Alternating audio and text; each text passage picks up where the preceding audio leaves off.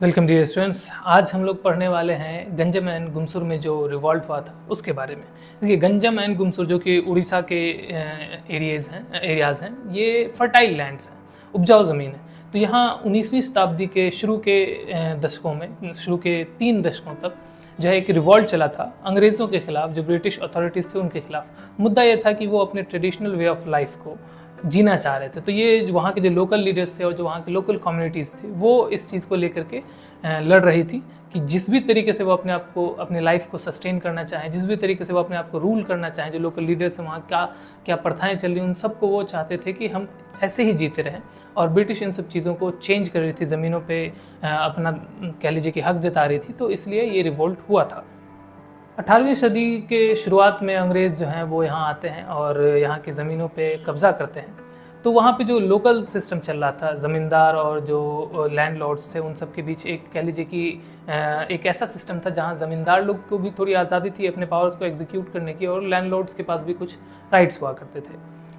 तो जब अंग्रेज़ आए और उन्होंने इन सब ज़मीनों पे अपना कब्ज़ा किया, तो ये सारा का सारा जो लोकल सोशल ऑर्डर था यहाँ पर का, वो डिसरप्ट हो गया, बर्बाद हो गया। इसके अलावा अंग्रेज़ों ने एक नया रेवेन्यू सिस्टम लॉन्च कर दिया जो कि बहुत ज़्यादा हार्श था और इनफ्लेक्सिबल था, चेंज नहीं होता था।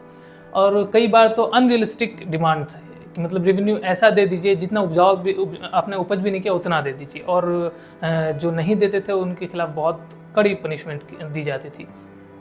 तो इन सब चीज़ों को लेकर के ज़मींदार और जो पीजेंट्स थे, जो लैंडलॉर्ड्स थे, इन सब में अंग्रेज़ों के खिलाफ एक गुस्सा और एक नफरत भरा हुआ था, क्योंकि वो ऐसी चीज़ें डिमांड करते थे जो उनके सर्वाइवल के खिलाफ थी। तो उन लोगों का विद्रोह करना भी एक तरीके से जायज़ था।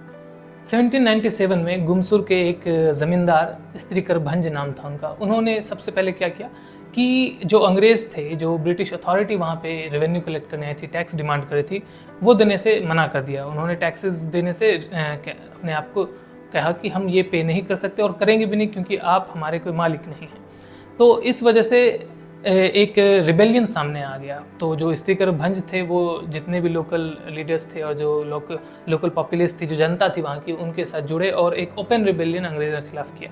तो शुरू में अंग्रेज़ों ने जो है कुछ नहीं किया, बहुत ज़्यादा कोई हार्श मिलिट्री डिप्लॉयमेंट वगैरह नहीं की, बल्कि जो वहाँ की अथॉरिटीज़ थी, ऑफिसर्स थे, उनको चेंज कर दिया। उन्होंने ज़्यादा कड़े कलेक्टर को बहाल कर दिया।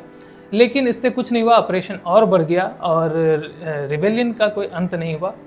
स्त्रीकर भंज के जो बेटे थे, धनंजय भंज, उन्होंने 1815 में सबसे पहला रिबेलियन स्टार्ट किया। और क्योंकि बहुत ज़्यादा ही पावरफुल नहीं थे और ब्रिटिश आर्मी ज़्यादा पावरफुल थी, तो इस वजह से उन्हें हार का सामना करना पड़ा और उन्होंने सरेंडर कर दिया। फिर टैक्सेस पे करने पड़ गए, लेकिन 1835 तक जो है पूरा का पूरा रीजन जो है वो टैक्सेस पे करते करते और पनिशमेंट पाते पाते पूरा का पूरा रीजन जो है फाइनेंशियली कह लीजिए कि क्रिपल हो गया। और इस वजह से 1835 में हम धनंजय भंज जो हैं वो फिर से सेकेंड रिबेलियन करते हैं। ये रिबेलियन जो है पहले वाले रिबेलियन से ज़्यादा कह लीजिए कि स्केल में बड़ा था, प्लस गुरिल्ला वॉरफेयर टैक्टिक्स यहाँ पे जो धनंजय भंज थे उन्होंने यूज़ किया था। और क्योंकि गुमसुर के पूरे रीजन को वो लोग अच्छे से जान रहे थे, तो उन लोगों को एक एडवांटेज था। और कई बार ब्रिटिश आउटपोस्ट पे उन्होंने हमला भी किया और ब्रिटिश ऑफिशियल्स को, पर्सनल्स को नुकसान भी पहुंचाया। लेकिन यहाँ पे ब्रिटिश जो कंपनी थी, ईस्ट इंडिया कंपनी, उन्होंने फुल स्केल मिलिट्री ऑपरेशन कर दिया। और दिसंबर 1835 तक जाते जाते जो धनंजय भंज थे उनका डेथ हो गया। और उनके डेथ होने के बाद भी रिबेलियन तुरंत ख़त्म नहीं हुआ, बल्कि अलग अलग लीडर्स के अंदर जो है और 2 साल ये रिबेलियन चलता रहा। और 1837 तक जाते जाते ब्रिटिश ने पूरा का पूरा ये रिबेलियन को क्वेल कर दिया, दबा दिया। ये जो रिबेलियन था, इन्होंने ब्रिटिश पावर को ये दिखाया कि उनका जो भी फाइनेंशियल सिस्टम है, जो रेवेन्यू कलेक्शन सिस्टम है, ये सब का सब बहुत चैलेंजिंग है और बहुत ही कह लीजिए कि उन लोगों के लिए यूज़फुल नहीं, क्योंकि बार बार रिबेलियन हो रहे हैं। इसके अलावा उन्हें ये भी बताया कि जो लोकल सोशल स्ट्रक्चर है उसको बिना डिस्टर्ब किए अगर आप कोई तरीका निकालते हैं तो वो कह लीजिए कि उनके लिए ज़्यादा बढ़िया होगा। और धीरे धीरे हम देखते हैं जो ब्रिटिशर्स थे वो अपने सभी सिस्टम में, चाहे वो फाइनेंशियल सिस्टम हो, एडमिनिस्ट्रेटिव सिस्टम हो, सब में धीरे धीरे वो चेंजेस लाते हैं ताकि बेटर रूल यहाँ पे कर सकें कम रिबेलियंस के साथ। तो आज की वीडियो में बस इतना ही। अच्छा, एक मैसेज आपको देना था कि जितने मैं वीडियोस अपलोड कर रहा हूँ उन सभी वीडियोस के नीचे कमेंट में मैं पिन कर दे रहा हूँ 5 डिफ़िकल्ट क्वेश्चंस, 5 ऐसे क्वेश्चंस जो क्रिटिकल एनालिसिस के साथ ही आंसर दिए जा सकते हैं। तो आप सबसे रिक्वेस्ट है कि उन सारे क्वेश्चंस को एक बार देखिए और अटेम्प्ट कीजिए।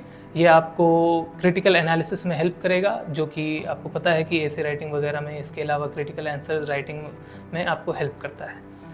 मिलते हैं हम लोग अगले वीडियो में, तब तक बाय बाय।